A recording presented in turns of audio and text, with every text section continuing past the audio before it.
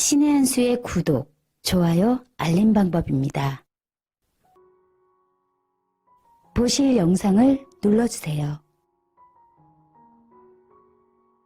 아래의 구독 버튼을 눌러주세요. 그럼 종 모양이 나옵니다. 그 종 모양을 눌러주시면 신의 한 수의 새로운 영상들이 알림이 울립니다. 그리고 엄지척 좋아요 버튼을 눌러주세요. 여러분의 구독, 좋아요 버튼은 신의 한 수에 큰 힘이 됩니다. 댓글로 여러분의 많은 의견도 듣고 있습니다. 응원의 댓글도 부탁드립니다.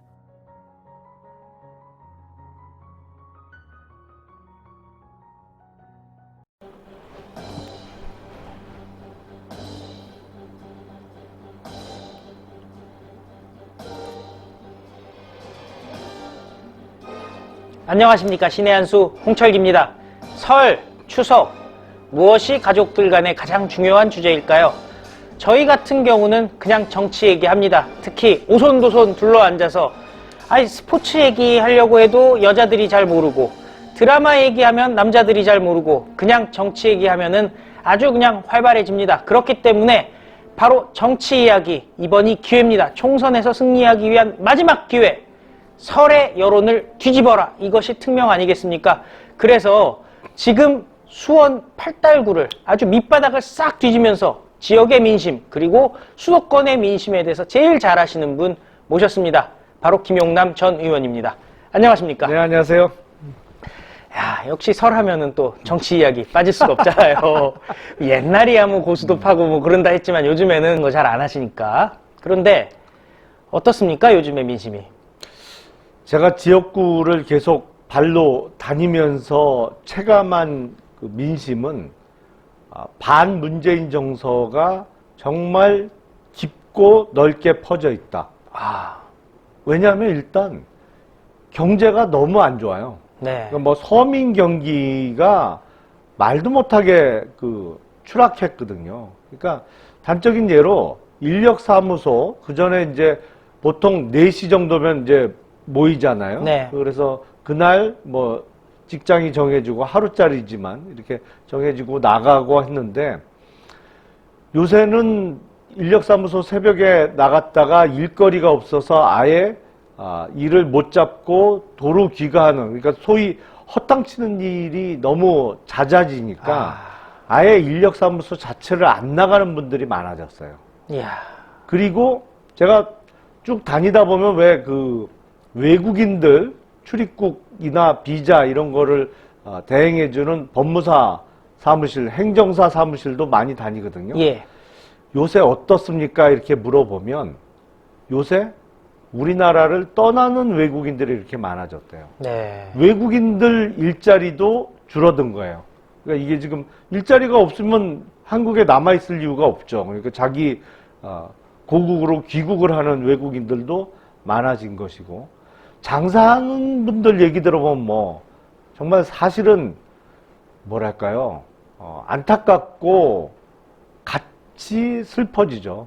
예. 내가 장사 20년 30년 이 자리에서 했는데 이렇게 장사가 안 되고 힘든 경우가 없었다. 그리고 대부분 또 가족들이 다 나와서 하잖아요. 왜냐하면 예. 최저임금을 너무 갑자기 올려놔갖고 이 종업원을 쓸 수 없는 상황을 만들다 보니까 뭐 한 가족이 다 나와서 이렇게 일을 돕는데, 그렇게 쉽게 말씀드려서 자기 인건비도 못 찾아가는 거예요. 아이고. 네.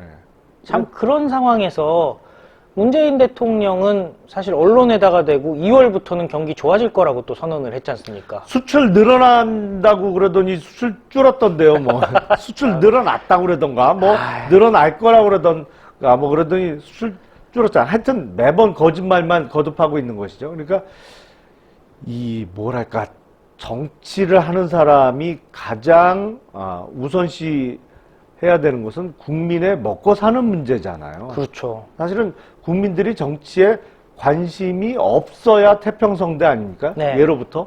그래서 나라님이 누군지를 몰라야 그게 태평성대라고 했는데, 왜냐면 내가 먹고 사는데 불편이 없다 보면 뭐 굳이 정치 그 복잡한 얘기에 관심을 안 두게 돼요. 그러니까 뭐 내가 돈 벌어서 가족들 부양하고 애들 키우고 뭐 이런 재미로 살다 보면 굳이 나라님이 누군지 나라님 뭐 욕할 일도 없고 칭찬할 일도 없는 게 최고 좋은 상태인데 요새는 온 국민이 정치에 관심이 너무 많죠. 네. 왜냐면 정치가 너무 못하니까. 그렇죠. 참 골고루 이렇게 다 못하기도 어려워요. 아이고. 근데 무엇보다도 국민들이 체감하시는 건 먹고 사는 문제예요. 네. 그건 속일 수가 없거든요. 국민들을 속일 수가 없어요. 내 매출이 줄는데, 그리고 내가 종업원 월급 줄 돈을 못 벌고 있는데, 내 월급도, 내 인건비도 못 가져가고 있는데, 그걸 어떻게 속이겠어요? 그러니까 대통령이라는 사람이 맨날 방송 나와서 우리 경제가 나아지고 있다, 뭐, 다음 달이면 확 좋아질 거다, 수출도 늘어날 거다, 맨날 이런 거짓말을 해도 국민은 적어도 그 부분은 경제에 관한 한은 속지 않습니다. 북한이나 안보 관련해서는 맨날 거짓말하면 과연 그럴까? 뭐 갸우뚱하게는 만들 수 있겠죠. 너무 네. 확신에 찬 거짓말을 계속 듣다 보면 그럴듯해 보일 수도 있잖아요. 하지만 경제 문제는 못 속여요. 아, 그러네요. 근데 북한 얘기 하셔서 질문을 하겠는데 네. 지금 보면은 총선 전에 네. 남북 정상회담 하려고 하는 게 아닐까 싶을 정도로 자꾸 무리수 던지고 있는 것 같지 않습니까? 그렇죠. 당연한 거죠. 그러니까 지금 어떻게든 김정은이 총선 전에 대한민국을 문정권 입장에서는 방문해 주시기를 학수고대하고 있는 거죠. 와, 그러니까 그러기 위해서 어떻게든 비위를 맞춰야 되는 거고, 그러면 달러를 줘야 되니까 개별 관광이라도 풀어서 그 비자 수수료 받잖아요. 그렇게 되면. 근데 그전에- 그거 해봤자 얼마 큰 돈 안 될 것 같은데. 아니 일단은 지금 막혀 있으니까 그거부터라도 뚫어야죠. 아, 물꼬를 좀 틀어보겠다. 아 그렇죠. 달러가 들어가는 물꼬를 트다 보면 그게 점점 넓어질 수 있잖아요. 지금은 사실은 그거 자체가 북한에 대한 대량 현금 지원 자체가 국제 제재 위반이기 때문에 그거 하면 이제 제재 받거든요. 그렇죠. 그 송금에 관여한 은행은 세컨더리 보이콧이라고 하죠, 보통. 예. 그래갖고 미국을 비롯한 전 세계의 외화 송금 기능을 차단당할 수 있어요. 어휴, 무서운 얘긴데요. 그러면 아무리 뭐 자산 300조, 400조 거대 시중은행도 완전히 동네 사채업자 되는 거예요. 아이고. 그리고 그게 가능해요, 실제로. 당연히 미국이라든지 외국에 투자했던 사람들은 그 은행에서 돈을 빼려고 할 거 아니에요. 당연히 빼죠. 빼야 되는 거죠. 난리 나는 거예요. 그게 세컨더리 보이콧 한 번 딱 맞는 순간에 난리가 나는 거예요. 완전히 그 은행이 문제가 아니고 우리나라 일단 거기서 그 수출이나 뭐 수입하는 데 있어서 BL 같은 거 뭐 활용하고 그렇죠, 한 예. 사람들 신용장 업체 어떻게 이런 되겠어요? 거. 신용장. 예. 난리가 나는 거죠. 야. 발칵 뒤집히는 거예요. 그러네요. 이거 그러니까 그거 지금 못 하거든요. 어느 시중은행도 그거 북한의 현금 사실상 지원해 주는 건데 그 송금해 줄 수 있겠어요? 그걸 자꾸 깨려고 하는 게 지금 문재인 정권이죠. 이야, 진짜 하다가 개별 관광해서 쌈짓돈 갖고 가가지고 현금으로 갖다 줘라. 뭐 네. 거의 그 수준 아니겠습니까? 그러니까 지금 총선이 얼마 안 남다 보니까 믿을 건 그럴듯한 어떤 남북 관련한 이벤트를 세게 해서 국민들을 또 한번 속여야 이제 선거에 유리하다고 생각을 하는 거죠, 저 사람들은. 그러기 위해선 총선에 그 영향이 있을 만한 이벤트가 되려면 한 두 가지 정도 생각해 볼 수가 있어요. 그러니까 김정은이 방남을 하거나 네. 아니면 트럼프 대통령이 평양 방문을 하거나. 어휴, 엄청 트럼프 대통령이 평양 방문은 좀 너무 큰 일 아닌가요? 아니 얘기는 있었죠. 아, 얘기는 있었죠. 그러니까 뭐 그래서 김정은이 워싱턴 DC를 먼저 가고 그거에 대한 답방 형태로 평양을 가면 좋지 않겠냐 이런 얘기를 이 정권에서 했었으니까. 예. 야, 끼어들지 말라고 그러는데도 별걸 다 끼어들었네요. 근데 결국에는 큰 흐름이 경제 그리고 북한 문제가 있다면 또 마지막으로 검찰개혁, 이건 사실 국민 개개인의 이익과는 별 관계가 없는 것 같은데 문재인 정권은 검찰개혁이라는 미명하에 추미애 시켜서 별의별 일을 다 하고 있지 않습니까? 사실은 이 문재인 정부에서 아무데나 개혁을 갖다 붙여요. 검찰 개혁도 그렇고 선거법 개혁도 그렇고 아무데나 개혁을 갖다 붙이는데 사실은 개악이죠. 네. 근데 검찰 관련해서는 개악이라고 얘기하기에는 뭐랄까 좀 무게감이 안 느껴질 정도로 심각해요. 지금 검찰 관련해서 이 저질러 놓은 이 정권의 악행은 그냥 검찰 장악 내지는 검찰 개악이라고 부르기에는 너무너무 심각합니다. 이거는 쉽게 말씀드리면 문재인 정권 때문에 대한민국이 아주 미개한 나라가 되어버렸어요. 네. 그러니까 법치주의의 기본적인 시스템 자체가 망가졌어요. 그러니까 수사기관이 됐던 법원이 됐던 가장 중요한 것은 정치적 독립성을 유지한 채로 흑백을 명명백백하게 가리는 거잖아요. 네. 그러니까 잘못한 사람은 조사해서 벌을 주고 죄가 없으면 억울한 처벌을 안 받도록 하는 게 사법작용의 근본인데 나쁜 짓은 지금 이 정권이 다 저질러 놨단 말이죠. 그래서 그걸 파헤치니까 그 수사팀을 해체해버렸어요. 그러면서 개혁이라는 말도 안 되는 주장을 하고 있는데 법률적으로는 명백한 직권남용죄입니다. 이건 인사제청을 한 추미애 장관 그리고 인사권을 행사한 문재인 대통령이라는 사람 그리고 실무 인사작업을 한 검찰국장과 인사라인에 있는 이 종범들 이성윤 뭐 이런 사람들이겠네요. 그렇죠. 네. 반드시 처벌받아야 돼요. 그리고 처벌받을 겁니다. 분명히 이거는. 야, 이 사람들은 시간만 끌면 공수처 생기면은 공수처에서 해결하면 되는 거 아닌가요?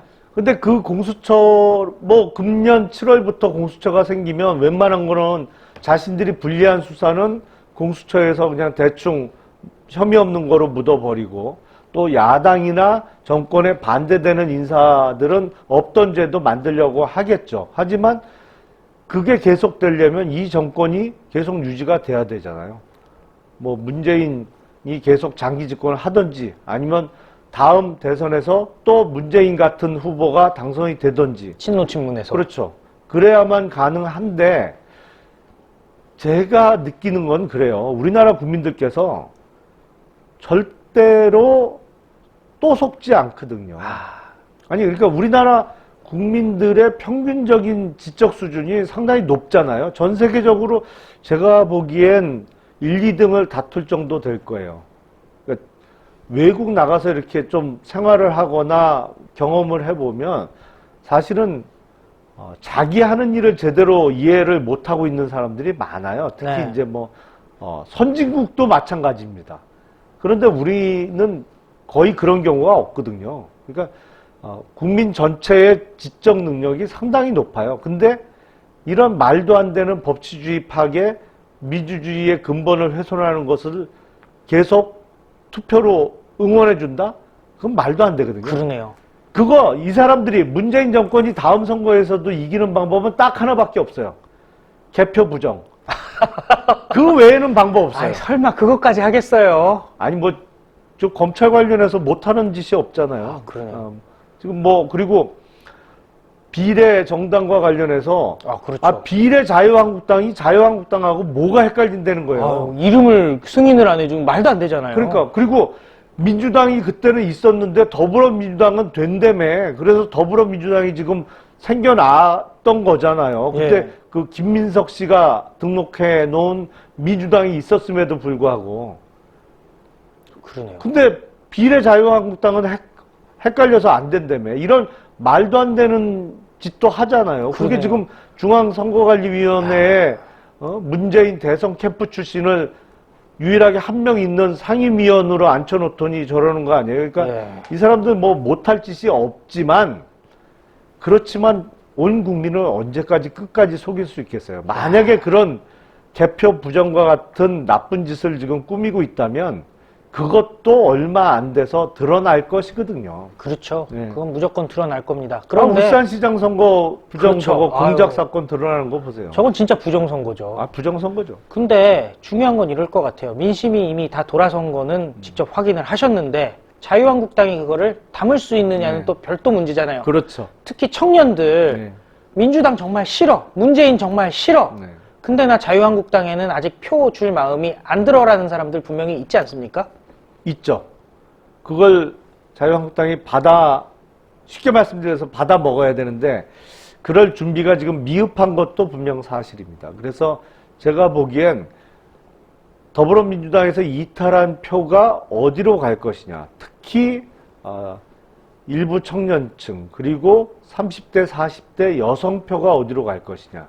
이게 이번 선거의 관건이 될 것 같아요. 그래서 뭐 안철수 전 대표가 뭐 독자 노선 아니면 바른미래당을 수리해서 끌고 나간다고 하는 게 아마 그런 거기서 떨어져 나오는 표를 받을 수 있지 않을까라는 이삭을 한번 계산을 주고 서보겠다? 하고 있는 것 같아요. 이삭 죽기 해서 또 지난번 국민의당 정도의 세를 확보할 수 있지 않을까라는 계산을 하는 것 같습니다만, 글쎄 안철수 전 대표 그때는 사실은 국민의당은 제가 보기엔 박지원 의원이라는 아주 뛰어난 기술자가 있었기 때문에 그게 가능했다라고 저는 생각을 해요. 안철수 전 대표 혼자서는 그런 의석을, 더군다나 호남에서의 몰표를 절대 받을 수 없었을 거예요. 근데 박지원 의원이 워낙 노련하다 보니까 이제 소위 갈라치기를 잘해요. 유권자들을 이렇게 싹 갈라쳐서 저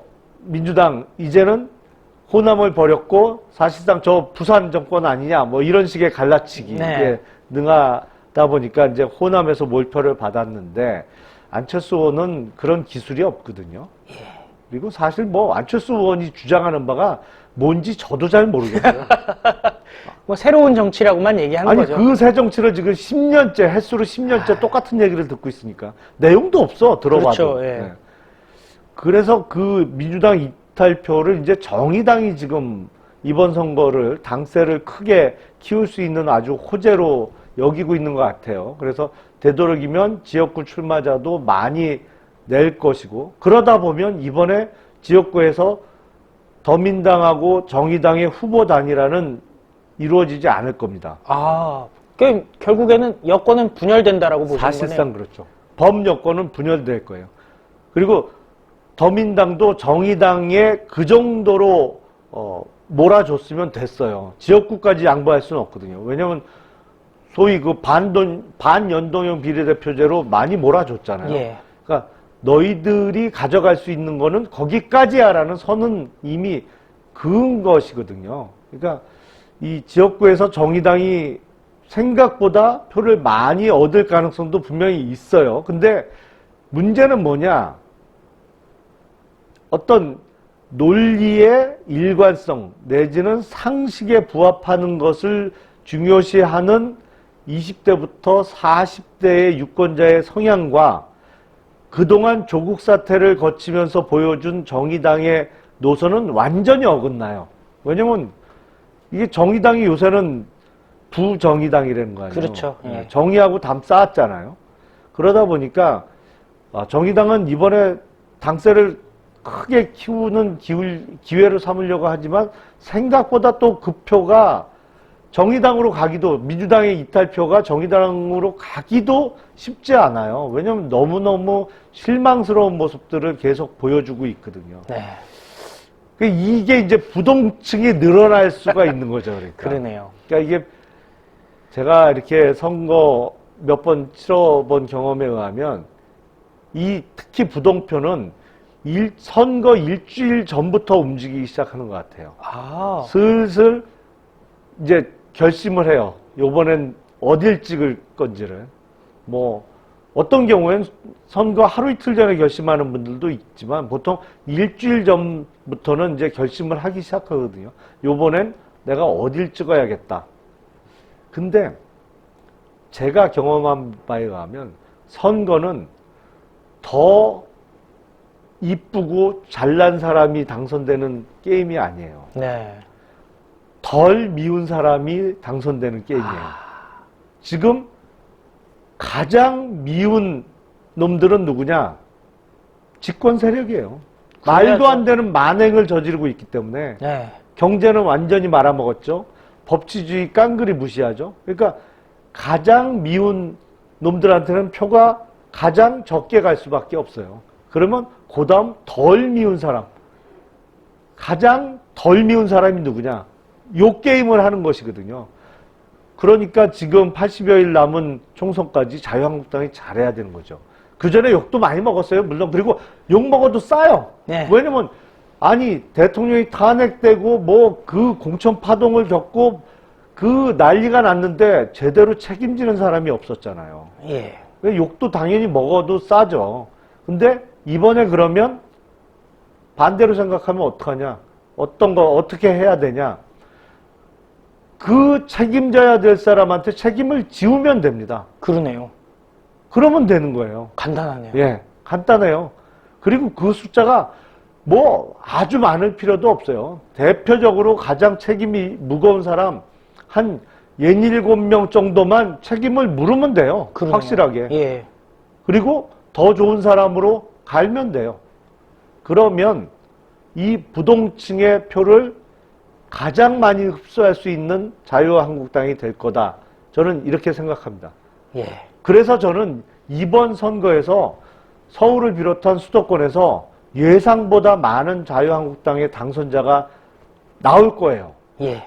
근데 문제는 그렇게 많은 당선자 중에 좋은 사람이 많아야 되잖아요. 그래야 21대 국회를 끌고 나가는 데 있어서 자유한국당이 일도 잘하고 그리고 이 문재인 정권이 저질러 놓은 악행들도 빨리빨리 다시 개선시키고 원상복구시켜야 되고 무너진 법치도 바로 세워야 되고 그러려면 일 잘하고 유능하고 정말 정직하고 올바른 사람들이 많이 국회에 들어가야 되기 때문에 저 더민당이나 정의당은 뭐 그런 사람 기대할 수가 없는 거고 예. 그러니까 자유한국당이 잘해야 되는데 그러기 위해선 2월 5일까지가 자유한국당의 공천신청 마감일입니다.